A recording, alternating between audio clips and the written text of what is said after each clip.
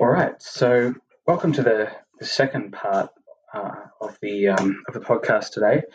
So in this part, I'm going to interview a guest, and today we have Daniel Stride, who is from New Zealand, I believe, and Daniel is a writer and blogger, Dunedin, and has a really great blog, which I suppose I've been reading for a while now, and which we'll put in the show notes and various other places. So make sure there's plenty of links to that. Foolishfellow.wordpress.com. And so, Daniel, you write about all sorts of things on there, but of course, there are quite a few Tolkien topics. Yes. Tolkien, as you can probably guess, is a matter quite close to my heart. I mean, it is, in fairness, a very sort of generalised blog, and I, have various other interests. But yes, Tolkien is up there. Yeah, fantastic. And as I said, there's quite a few, really interesting and in-depth pieces which I've come across over the years, and I found interesting and stimulating. So again, thanks for coming on. No, thank you. No worries. So I suppose to begin here, in the previous segment, my co-host and me, and my co-host is in America, so time zones are a bit weird for now. But we were talking about the new Amazon Prime show, and we don't have to spend too long on that. But of course, when they released the maps back in March last year, sort of revealing the Second Age as the setting of the show, I think you had predicted that, right? I think. I'd actually made an interesting guess, basically because they were drip feeding them 3, 7, 9, 1 apart in accordance with the Ringverse. It was quite clever like that. But I did, however, notice that the names that they were using on the maps were, shall we say, not necessarily Third Age. There was no Arnor, there was no Gondor. Yeah, for sure. So I started, and the most interesting one, which I sort of latched onto, was there's a mountain right at the very end of the Cape of Underust. So right in sort of southwestern Gondor, right at the very end of the Cape, is a mountain called Ras Morthil. The most interesting thing, because that was noticeable because that was not part of the original Lord of the Rings published in the 50s. That only was added to the map in the 1980s with Unfinished Tales, which implied that they had the rights to Unfinished, or some sort of licensing rights to Unfinished Tales. Yes, yeah. And the stories contained, if you look at the stories contained in Unfinished Tales, they're, some of them Third Age, for instance, Kirion and Il. But there's quite a lot of First and Second Age stuff. Now, clearly they're not, they weren't going for First Age stuff because, because that's far more alien. But Second Age, I could imagine, especially, especially if they were trying to go for, shall we say, something a little bit darker without any hobbits. Yes, yes, which seems to be, I'm hoping it's the direction they go down. And that sort of brings me to a recent development, sort of with regards to the show. And again, I'm not putting too much stock in this as a story because I'm not sure really how well sourced it is. But there was that recent brouhaha sort of about this notion of nudity in the show and whether or not that would sort of conform with Tolkien's sensibilities. And you wrote a piece, which is sort of what got me thinking to sort of have you on. You wrote a piece about this issue and sort of urged caution, I suppose, at least to an extent. So would you mind sort of, I suppose, just summarising or just discussing that a little bit? What was your view on that whole matter? First things first. I mean, we shouldn't jump to conclusions. I think we should probably wait for a little bit more information to actually come out before reaching for torches and pitchforks. Essentially, my argument was twofold. I mean, firstly, with the issue of sexuality in Tolkien, I mean, it's not, Tolkien obviously doesn't deal with it explicitly, but he certainly deals with it implicitly. And, including in Elbarian and Elendis, there's actually quite some quite nuanced discussion on sexual matters by Tolkien. Yes. More broadly, however, the argument I was trying to address, essentially, there was the argument going around that Tolkien was trying to write a particular type of high fantasy, one which is very different from the sort of more earthy Game of Thrones style fantasy. And as Mm. such, for instance, I believe the commentator said that Tolkien doesn't discuss things like farts or orgasms. And Right. Yeah. and of course, that's true. He doesn't. On the other hand, my argument to that was, if you actually look back at even at the modern fantasy genre as it existed before Tolkien, some of Tolkien's major influences, like William Yes. Morris, Yeah. who wrote very, very high fantasy, there are, there is a very frank discussion of sexual themes. This notion that Tolkien was that Tolkien was extremely prudish and could not bear to deal with that sort of thing. I would disagree. At least if you're arguing in terms of wider genre. Um, Yeah. because as I said, the high fantasy genre can be many things, but the idea that sexuality must inherently be pornographic strikes me as a little bit limiting. It's almost as though is Game of Thrones the only way of representing human sexual themes? And I don't think it is. I mean, Mm. in fact, although I don't explicitly mention it, one of the illustrative pictures I actually used in that article was actually of the old Scottish ballad Tam Lin, which of course is Right. very high fantasy because it involves elves and all the rest of it. But of Mm. course, involves sort of very frank sexual themes. Um, but Sure. and of course, and of course, the other thing I would, however, bring up is is that nudity does, especially in Tolkien, does not equate to sexual. Non-sexual nudity, of which there is plenty in Tolkien, is Yeah. can have very interesting and very powerful effects. I mean, for instance, we've got Gandalf who is naked, who on the mountain peak after coming back to life. He only acquires clothes again after visiting Galadriel, and in his nudity there is symbolic of his rebirth. You have Frodo and Cirith Ungol. Who's been stripped naked by the orcs, and then Sam finds them. So you've got nudity as humiliation, and Mm-hmm. you've got various, and you've got Nienor in the first age story, and essentially she's very, very innocent at that point because she's had her entire memory taken from her. She's become basically a blank slate.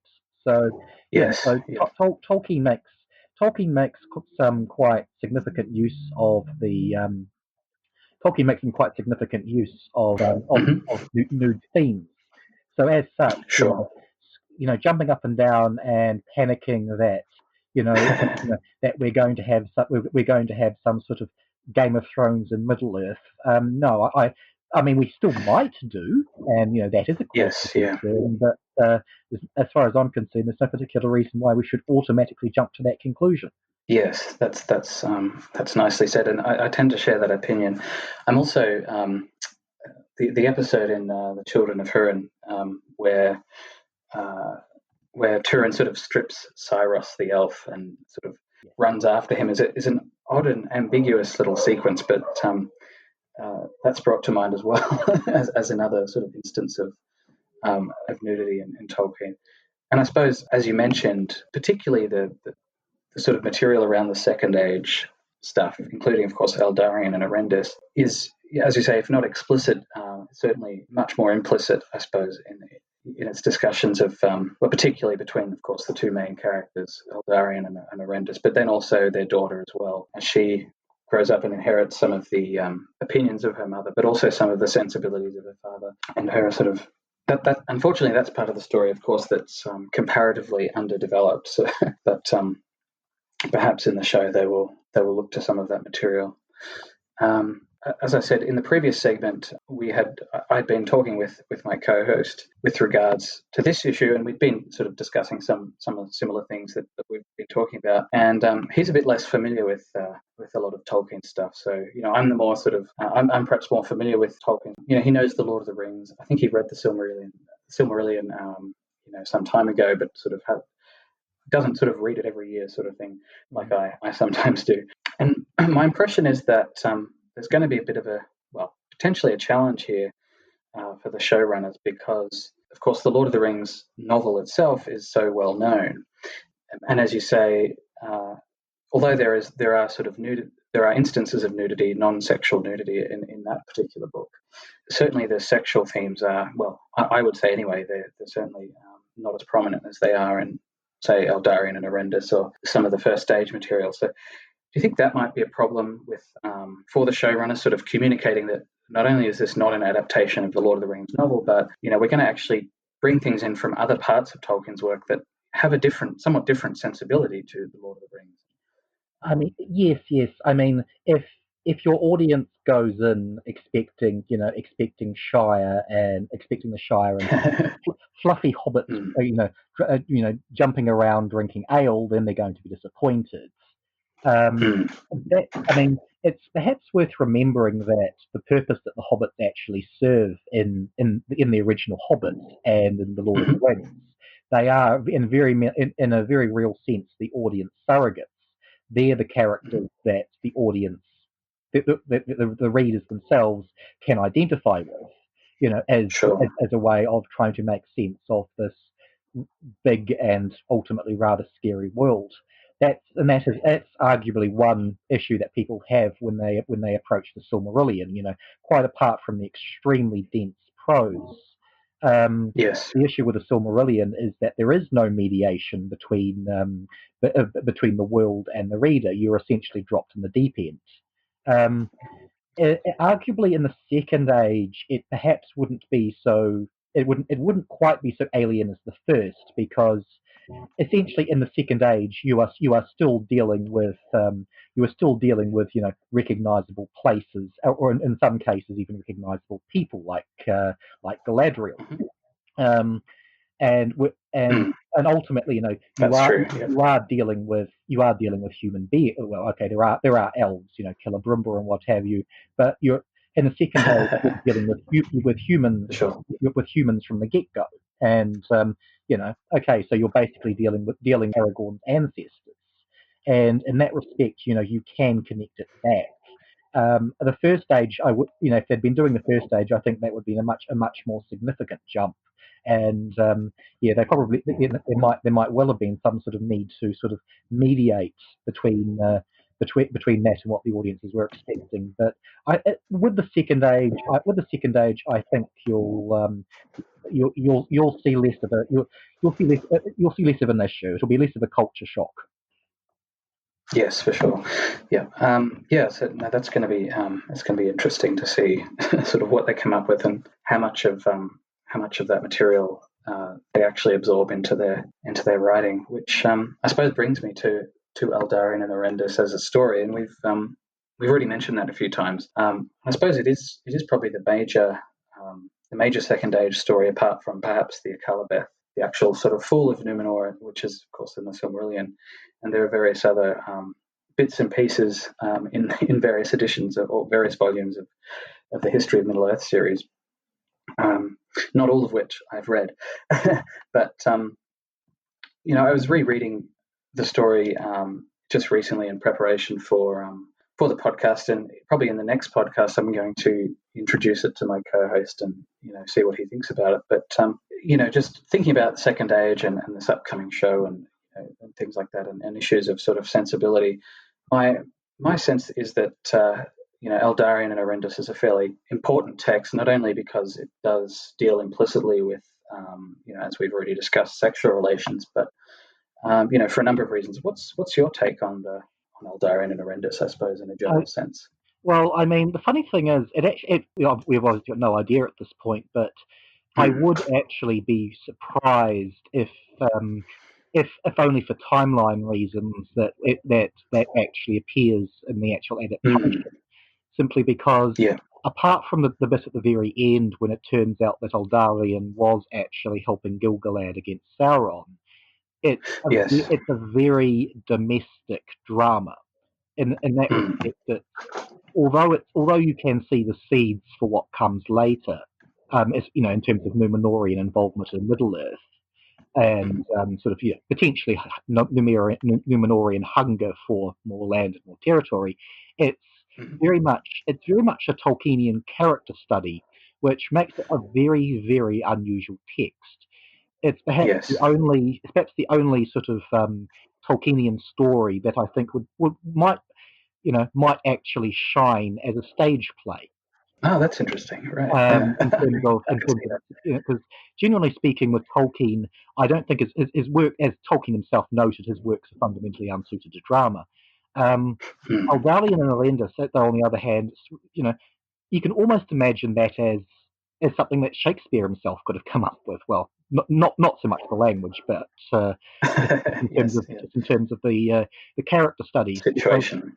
I Mm. mean, ultimately, in terms of, and the other thing is, as a study of marriage in a Tolkienian story, it is of course unique as a study of a marriage gone wrong. Now, Eldarion isn't the worst husband in the Tolkienian canon, but he's the worst within normal parameters. I mean, Yes. he's not someone like Aol or Arthalazern or that sort of abusive arsehole. He's simply neglectful, and that of course has severe consequences further down the line.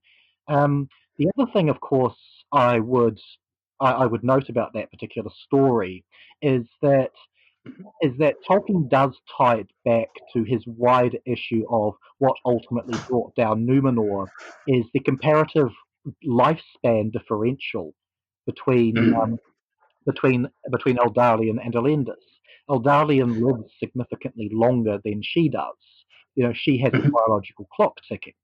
In that respect, Numenor is the closest we can really, it's the closest mortal realm to to the elves, and Mhm. it essentially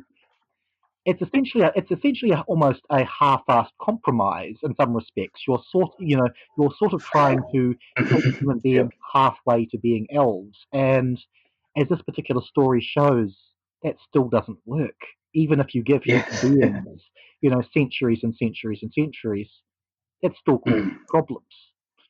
Yes. Yes. And I've always thought that. Well, I've always, I suppose.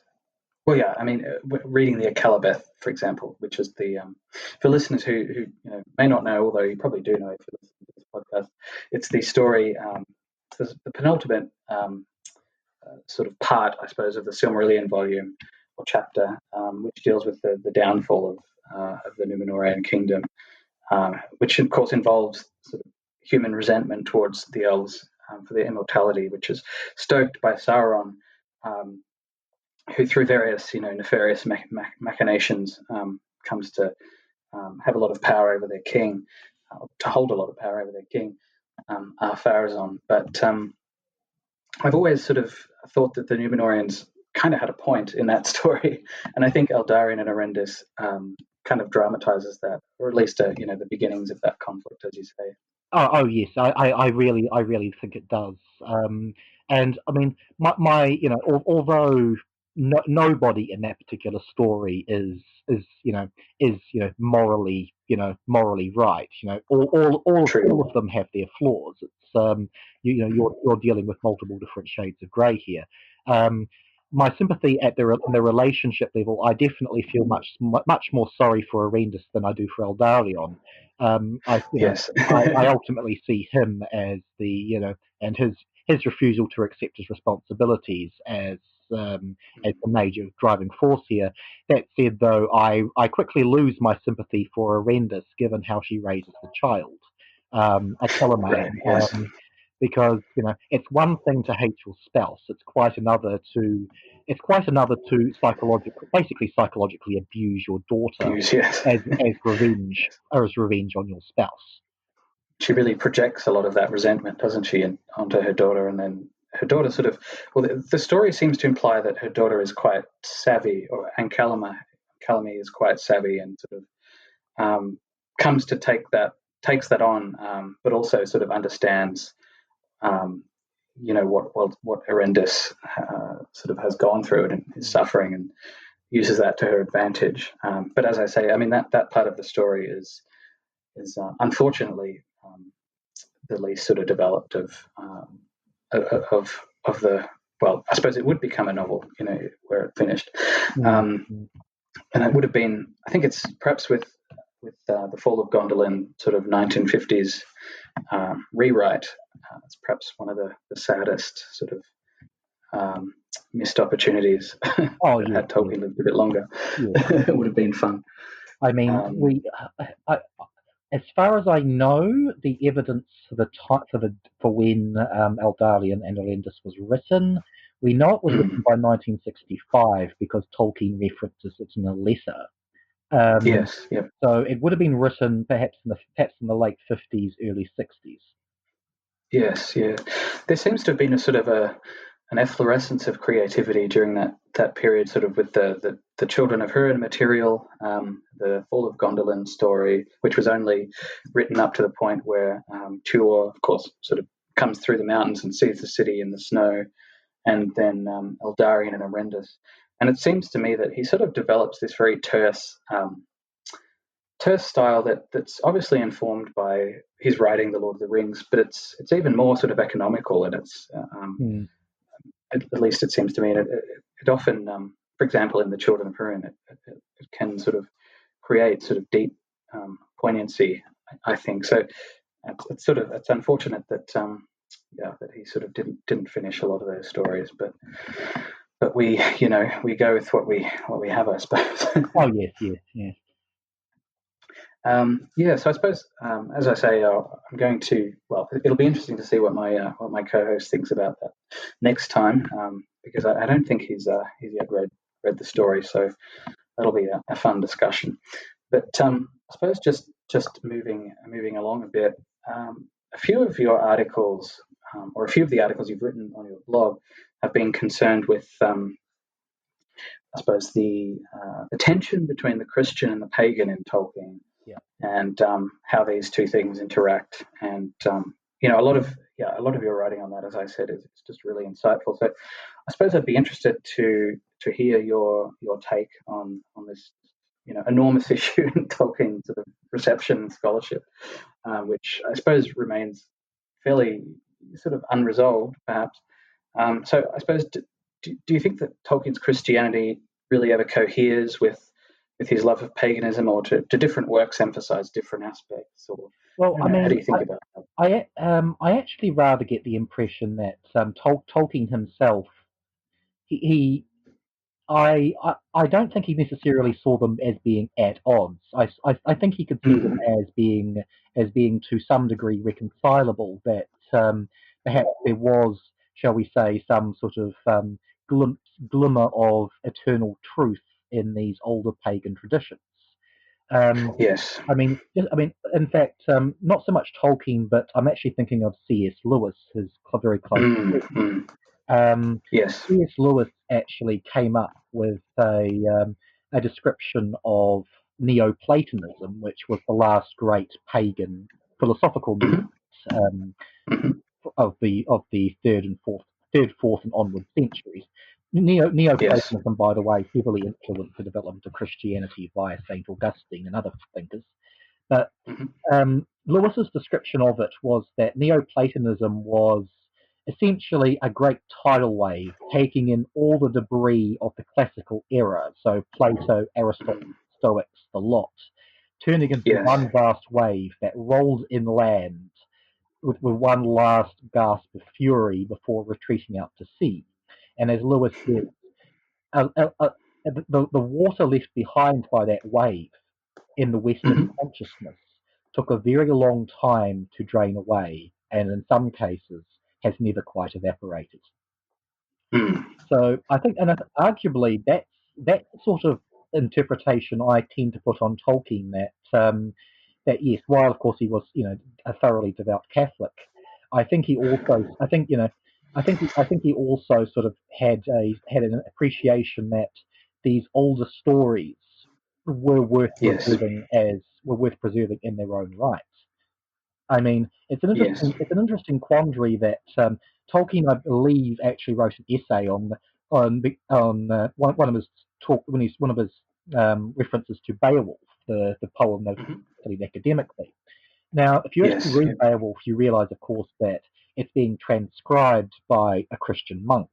There's Yes. Yep. various anachronistic Christian references. So the question is then, Yes. why is a Christian monk in the Middle Ages preserving Hmm. this ancient pagan manuscript? It's, and essentially, Tolkien's conclusion was that the poet was trying to reach a sort of synthesis. Um, Hmm. between between preserving the old law of one's people, which is what Beowulf was, versus Yes.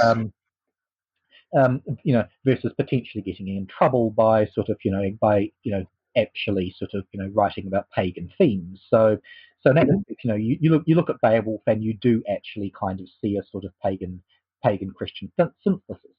In fact, Yes. and the Beowulf poet was not alone in that respect. I mean, you see some of the stuff that comes out of the Eddas. There's various sort of anachronistic Christian references in there, and Hmm. also in Irish myth. Actually, which I have been reading quite a lot of recently, that Right. unfortunately is a lot clunkier. Um, the attempted fusion of pagan and Christian material didn't go as smoothly as with the other Right. examples. That that was for me anyways. What I am what I mean I don't know for certain obviously, but it's what I kind of Mm, visualized Tolkien as is kind of trying to do. for sure. And you mentioned Lewis there. I haven't read much of Lewis, although I have read, I think his final novel, Till We Have Faces, which I thoroughly enjoyed, but which seems to be um, rather sort of undervalued, at least even by Lewis scholars. I don't hear it talked about very much, but I thought it was quite extraordinary. Um, do you think Lewis sort of is engaged in a similar project in some of his fiction, or is he? Um, and again, I haven't read much of his fiction, but or is he, doing something different? Obviously, he's sort of famous for allegorizing Christianity in the Narnia books, and I'm not sure exactly how that might relate to paganism. But as you say, obviously Lewis was a scholar of amongst other things, classical literature. So I don't know. I'm not sure if you've read Lewis quite as much as Tolkien, but yeah, do you think they're Um, comparable there? Or Well, I mean, Lewis obviously is much more overt with his handling mm, of religious themes in a way that Tolkien himself seems to. I mean, with Tolkien, the religion is always implicit. Um, mm, mm, in fact, one of Tolkien's letters actually says he was always quite chuffed to have it described to him by a correspondent that essentially it was religion in his work was like a lamp shining out. You could see the effects of it, but you couldn't actually see the source of it itself. Whereas mm, Lewis, right? on the Yes. other hand, is much more overt. It's not actually just Narnia either. If you've ever read Mm, his Lewis actually wrote a space travel trilogy. yes. Right. Yes. I haven't read it, but yeah. Famously started off with Out of the Silent Planet. Hmm. But yes, that incorporates some quite significant religious themes as well. Um, the other, Right. in terms of the other Lewis work, which I would actually recommend checking out, it's actually a Hmm. non-fiction piece. It's called The Discarded Image. I believe it was actually his very last book of all, and Right. Yes. a book on the medieval worldview of Yes. Yeah. essentially saying that here's the way these people thought about their role in the world, and Hmm. he's always very adamant that the medieval worldview didn't like throwing things away. They didn't like this, they liked synthesis. If they found multiple, because of course, from their point of view, if something is in an old treasured book, then Mhm. it must be worthwhile to some degree. So let's use it as Yes. building material. It can combine that with someone else's ideas and try to reach synthesis. Whereas the more modern viewpoint is, well, this writer was wrong about this. Chuck that out. Therefore we'll chuck them out. Yeah. Yeah, that's one I need to check out actually. I think I have it somewhere on my bookshelf, but need to get into it. Yeah, that's interesting. I feel like perhaps I should read more of Lewis and including some of his fiction and perhaps the space trilogy, because I have heard quite a bit about it, and people seem in general to enjoy it. So Yes, yes. um, It's actually quite funny because Tolkien himself, of course, famously did not like Narnia. yes. Though I mean, there's potentially many reasons why. Of course, quite apart from the overtness of the religion, I also rather get the impression Tolkien didn't like Lewis's very haphazard, Mm, jumbled together style of world building. Because I mean, yes. you look at Narnia, and it's got naiads and dryads, it's got Norse Yes. Yeah. giants, it's got Celtic influences all jumbled together, plus Santa Claus. Yes, that's it. That sort of thing would drive Tolkien nuts. Um, but uh, Mm, but yes. And the funny thing is, Tolkien also didn't like um, the third and final book of the space trilogy, That Hideous Strength. mhm. Tolkien Yes. referred to it as That Hideous Book. Oh wow. So I wasn't aware. he didn't like that one either. No, and my understanding is also he wasn't too fond of other science fiction like Dune as well. I was reading recently that Yes, he yes, was quite. yeah. He didn't like Dune. However, we do know he liked Isaac Asimov. Oh, okay, right. That's interesting. Yes. Ah, yeah, I'm quite a fan of. Well, I used to be a fan of Asimov. But I haven't read his stuff for a while, but I think there is also an adaptation coming up. Um, the Empire books, I think, which should be interesting. I suppose just to finish up here in the first segment of this podcast, my co-host and I were discussing sort of fantasy, modern fantasy in a general sense. So Razid, my co-host, is more of the fantasy reader than I am. I like Tolkien, but I don't tend to read much modern fantasy, and he's much more well read in George R. R. Martin and various other writers. So I suppose just a final question on Tolkien's legacy. What do you see? And obviously, again, it depends in part on how the show goes, I suppose.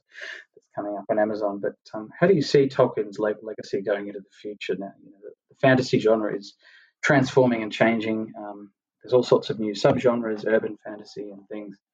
But Tolkien seems to be, at least anecdotally, seems to be as popular as ever. How do you see his legacy sort of going forward? Well, I mean, given that Tolkien's been dead for almost half a century, and the fact that the books Mm. are still as popular as ever, I think we conclude that in 2050 people will still be reading and talking about Lord of the Rings and the associated material. Um, I- in 2050, I have no idea if people will be going on about Game of Thrones. Um, but yeah, in that Yes. respect, Tolkien has already stood the test of time. I mean, it is important to remember, Tolkien did not invent the fantasy genre. The fantasy Mm. genre, Yes. even epic fantasy, existed before Tolkien. Yes. Um, it's just Tolkien defined the genre in a way that few other literary genres have that sort of one author simply Mm. defines it. Without Tolkien, it's very likely that it's very likely that we would not have had such an enormous emphasis on secondary world building, on the notion of the notion of the invented standalone world was something Tolkien popularized. And Yes. also, to some degree, Tolkien separated out, because before Tolkien, it was also, and indeed for quite a while afterwards, there was a heavy overlap of fantasy and science fiction. Mm. I mean, someone like Edgar Rice Burroughs, John Carter of Mars. I mean, yes, it's science fiction, but it could legitimately also be called fantasy. In some respects, Mhm. Tolkien separated out the genres in a way that people previously couldn't have imagined. I mean, it's entirely Mhm. possible that further down the line we might have another very very influential text, but for now, I think um, for now, I mean, certainly for the from about the late '90s through to probably about 5 or 6 years ago, there was Mm. quite a lot of emphasis, I thought, on the fantasy genre, trying to steer clear of Tolkien's shadow. I mean, this was Mm. the grim dark movement became quite Yeah. popular. Which, Mm. to be honest, I always rather thought it was rather missing the point. I mean, Tolkien himself Mm. is a very very dark author. It's just you've got to actually appreciate that appreciate what's going on beneath the surface. However, Yes. in the past 5 or 6 years, though, I think there has been something of a sort of a counter backlash against that sort of grim dark Mm. notion. I Mm. mean, that's just the sentiment I get. But I feel that uh, as well. Yeah. but you know, but I mean, people are aware that obviously that Tolkien exists. It's Yes. just yes, you've got. I am, however, regardless of what one thinks of Game of Thrones, I do, however, like a particular line from George R. R. Martin, who basically said, one should not tread on the master's heels, Right. which Yes. is a sentiment I agree with. As much as I like Tolkien, whenever I try my hand at writing, I make a point of steering quite clear of those sort of settings. Right. Yes. No, that's fair enough. Well, look, I think that's a nice place to draw the conversation to an end. So again, I want to thank you for coming on and discussing Tolkien and Eldarion and Arendis and various other topics.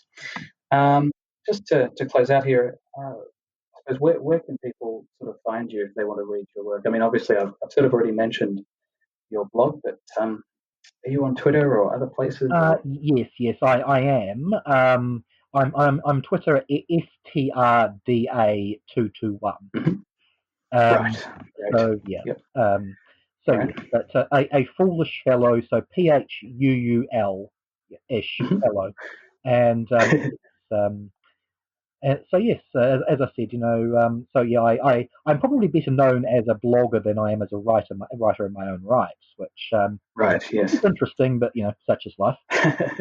But Yes, well, I there hope you go. people have a look at your blog. They also, have a look at some of your writing as well. Um, and perhaps if you come on again sometime, I'll ask you about that in more detail. But we'll certainly put links to the blog sort of in the show notes and wherever it's linked. So we'll make sure that that gets out there. And yeah, thank you again. Okay, thank you very much.